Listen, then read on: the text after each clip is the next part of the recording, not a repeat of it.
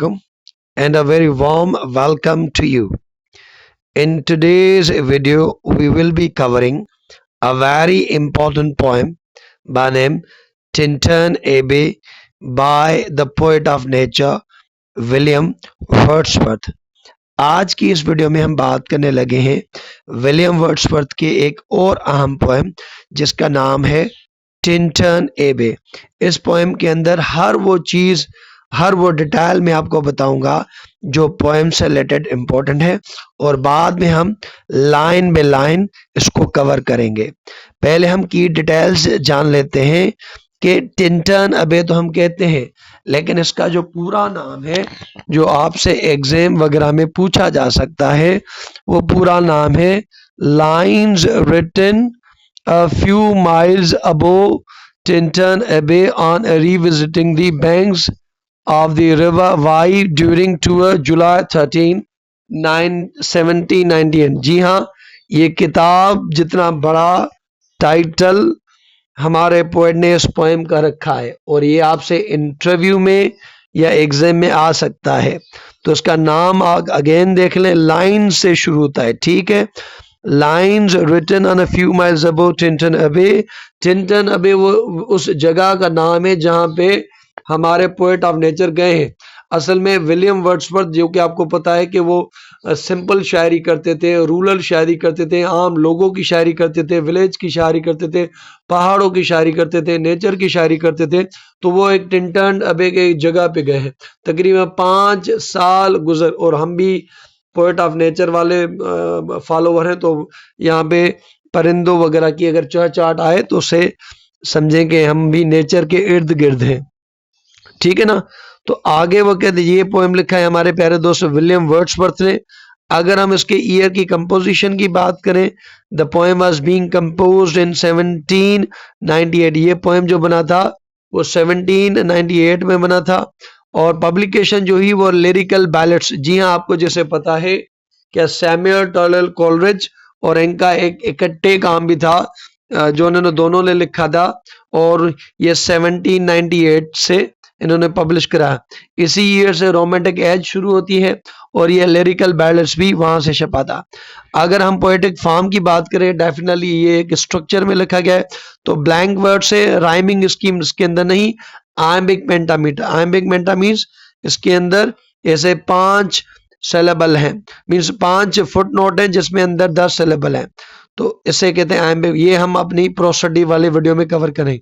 Lyric poem है जो कि गाया जाए, और अगर इसकी सेटिंग की बात करें, रिवर के करीब है और जो जगह का नाम है that is Tintern Abbey, Wales England के अंदर है। Poem written after 5 years of absence. 5 सालों के बाद उन्होंने ये लिखा है। टाइप ऑफ पोएम की अगर बात करें, नेचर ऑफ पोएम की बात करें तो मेडिटेटिव है, वो याद करते हैं, रिफ्लेक्ट करते हैं, और ऑटोबायोग्राफिकल इन टोन है। उसके अंदर कहीं ना कहीं हमें जो है वर्ड्सवर्थ की जो है वो हमें ये पता चलता है कि उनकी लाइफ के बारे में, मीन्स उनकी जिंदगी के वो कहाँ कहाँ पे गए हैं और उन्होंने क्या क्या किया वो हमें पता चलता है। हम यहाँ पे पोएम को शुरू करते हैं। Lines written a few miles above Tintern Abbey। ये उस पोएम का नाम है। Lines written a few miles above Tintern Abbey 1798 में लिखा है। अगर आप पोएम को देखें, 5 years have passed। तकरीबन अब वो बात कर रहा है कि 5 साल मुकम्मल हो गए हैं। 5 years have passed, 5 साल मुकम्मल हो गए हैं। 5 summers with the length। 5 definitely means 5 साल की बात है, क्योंकि एक ही साल के अंदर दिसंबर भी होता है और जो गर्मी होती है वो भी होती है। तो 5 सालों के बाद हमारा जो पोएट वो इस जगह पे गया है। 5, पहली लाइन को देखें, 5 years have passed, 5 summers, 5 साल पूरे हो गए 5 समर के साथ, with the length of 5 long winters, और इसके अंदर 5 बड़ी लॉन्ग विंटर्स भी आ गए। Of 5 long winters and again I hear, और दोबारा मैं ये सुन रहा हूं कि वो जो माहौल था, वो जो रिवर वाई के जो बहने का पानी था, आवाज था, वो अब दोबारा सुन रहा है। दीज वाटर्स रोलिंग, मैंने ये इस तरह से आना, these waters rolling from mountain spring. अच्छा, ये जो पहाड़ होते हैं ना, ये पानी वहीं से निकल रहा है। तो दीज वाटर्स, ये जो पानी आ रहा है रिवर में, रिवाय में, रोलिंग फ्रॉम माउंटेन स्प्रिंग, ये माउंटेन से जैसे नीचे आ रहा है तो वो पानी का आवाज सुन सकता है। With soft inland, inland means अंदर ऐसे नीचे पानी आना, ये ऐसे ऐसे कहते इनलेट मरमर। और जब पानी नीचे उतरता है, पहाड़ों से निकलता है, तो एक मरमर जैसा आवाज होता है। तो पानी का जो आवाज है गिरने का, उसे कहते हैं मरमर। और जिस तरह से वो जो शाख ब्रांच बनती है, उसे आप इनलेट कह सकते हैं। वंस अगेन, मैं दोबारा सुन पा रहा हूं, क्योंकि वो पहले 5 साल पहले सुन चुके थे, अब वो दोबारा अभी आए। Do I behold these steps and Lofty cliffs. Do I behold means hold पकड़ना, बिहोल्ड मीन देखना। Do I behold these steep, steep कहते हैं ऊंची ऊंची, ये जो ऊंचे पहाड़ है। लॉफ्टी मीन्स मजेदार, क्लिफ्स मीन्स चोटियां। मैं ये दोबारा देख रहा हूं बड़ी बड़ी चोटियां जो वहां पे मौजूद है। That on the wild secluded, wild means जंगल, तो ये घर के तो नहीं है, डोमेस्टिक, क्योंकि जो माहौल है वो एक तरह से आप कह लें जंगल फॉरेस्ट जैसा है। That on the wild secluded scene impress, ये जो बहुत प्यारा सा खूबसूरत सा माहौल है उसे वो इम्प्रेस करा है। थॉट्स ऑफ मोर डीप सेक्यूलेशन, और जो थॉट है सोचने, क्योंकि वो अकेला है तो वो सोच भी रहा है। डीप सेक्यूलेशन, इस अकेले तन्हाई में कनेक्ट, ये जो माहौल है उसे कनेक्ट करा है अकेले तन्हाई में, किससे? The landscape with the quite of the sky, इस आसमान के साथ, इस माहौल के साथ उसे जोड़ रहा है जो कि खामोश है। क्वाइट मीन्स खामोश। The day is come when I again repose, repose means सोचना।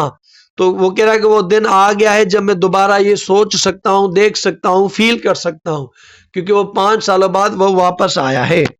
Hair under the dark sycamore view, अब वो जो अंडर है वहां पे कोई एक पेड़ है, स्काई मोर ट्री है, उसके नीचे हमारा ये पोएट बैठा है। तो कह रहा है कि स्काई मोर ट्री के अंदर वो दोबारा वो वक्त आ गया है जब वो यहाँ पे बैठ सकता है, कर सकता है। अब आप दीज प्लॉट्स ऑफ कॉटेज, यहाँ पे कुछ कॉटेज हैं, घर बने हैं, cottage ground these orchard tubs, orchard कहते हैं फ्रूट्स के पेड़ों के बागात। तो वहां पे जो है कुछ करीब ही कुछ मैदान है, कुछ कॉटेज छोटी छोटे घर बने हैं। ऑर्चर्ड टफ्स, टफ्स कहते हैं ये जो आप कह लें पेड़ वगैरह ग्रीन हरियाली, उनको टफ्स कहते हैं। Which at this season with unripe fruit, और आज के टाइम जो सीजन है फ्रूट पका हुआ नहीं, राइप मीन्स पका हुआ, अनराइप अभी पका नहीं। एंड क्लेड इन ग्रीन ह्यू, और जो कलर है, क्योंकि सारी हरियाली है, पोएट ऑफ नेचर है, तो सारा जो माहौल है वो ग्रीन है, क्योंकि सारे ग्रीन ट्रीज पौधे वगैरह। लूज देम से, बिल्कुल वो थोड़े अलग अलग है, परे परे हैं, आजाद है। मिड ग्रोव्स एंड कॉप्सेस, ये जो है जो ट्रीज हैं उनके जो किस्म है वो मौजूद है। वंस अगेन ऐसी, ये मैं दोबारा ये चीजें देख सकता हूँ। दीज हेजरोज, हेजरोज कहते हैं रास्तों को, ये जो रास्ते होते हैं जो हम सिंधी में से लोड़ा वगैरह करते हैं। हार्डली हेजरोज लिटिल लाइन्स, वो जो रास्ते के, क्योंकि जब आप ज्यादा चलते हो किसी घास वगैरह पे तो वो सड़ जाती है, लेकिन अब मौसम ऐसा आया है कि वहां पे दोबारा ग्रास आ गई है, तो वो जो hardly rows line see hedge rows की रास्तों की वो मिट गई हैं। ऑफ स्पॉट वुड रन, और वहां पे जो वुड है, जो लकड़ियां हैं हमारे पेड़ों की, स्पॉट मीन्स वो जानदार है, वो एक तरह से खेल रही है, जैसे खेलना मीन्स निकलना, बढ़ना। विद दीज पेस्टोरल फार्म्स, और वहां पे जो फार्म्स वगैरह मौजूद हैं। Green to the very door, और हर जो अगर आप देख लें कोई दरवाजा या कुछ भी वहां पर है, हर कोई चीज हरियाली ही हरियाली है। रेथेस ऑफ स्मोक, और वहां से कुछ धुएं के कुछ जो स्मोक्स वाले होते हैं वो जैसे निकल रहा है। सेटअप इन साइलेंस, वो खामोशी से कुछ ऐसा धुआं निकला है। फ्रॉम अमंग द ट्रीज, वो कह रहा है शायद ट्रीज से धुआं निकला है। विद सम अनसर्टेन नोटिस, उन्होंने एक चीज भी नोटिस की है कि धुआं भी निकल रहा है, और उन्होंने एक अनसर्टेन एक चीज की। माइट सीम, और कह रहा है मुझे वो शायद लग रहा है आप वैग्रेंट ट्रेवलर्स, ये जो थे आपने वो बंदे थे बंजारे जो कभी कहाँ पे होते हैं, कभी कहाँ पे होते हैं, कभी कहाँ पे, तो वो कह रहा है कि शायद ये धुआं पेड़ों से आ रहा है या इनके घरों से आ रहा है, जो ये वैग्रेंट ट्रेवलर्स है। हाउसलेस वुड, अच्छा इनके घर नहीं होते तो उनके जो घर होते हैं वो ऐसे टेंट वाले हाउसलेस होते हैं और वो लकड़ियों के वो घर बनाते हैं। आर ऑफ सम हर्मिट्स केव, या कोई एक बूढ़ा बुजुर्ग वगैरह किसी गुफा में रह रहा है। वेयर ऑफ इज फायर, शायद ये धुआं उसकी आग से रहा है। द हर्मिट सिट्स अलोन, शायद वहां पे हर्मिट अकेला बैठा है। बहुत खूबसूरत पोएम था। आई होप कि आपको पसंद आएगा। ये पूरा नहीं, हाफ है। अगर इस वीडियो पे 100 लाइक्स आ जाएंगी तो उसमें सेकंड पार्ट इसका बना लूंगा। Thank you so much.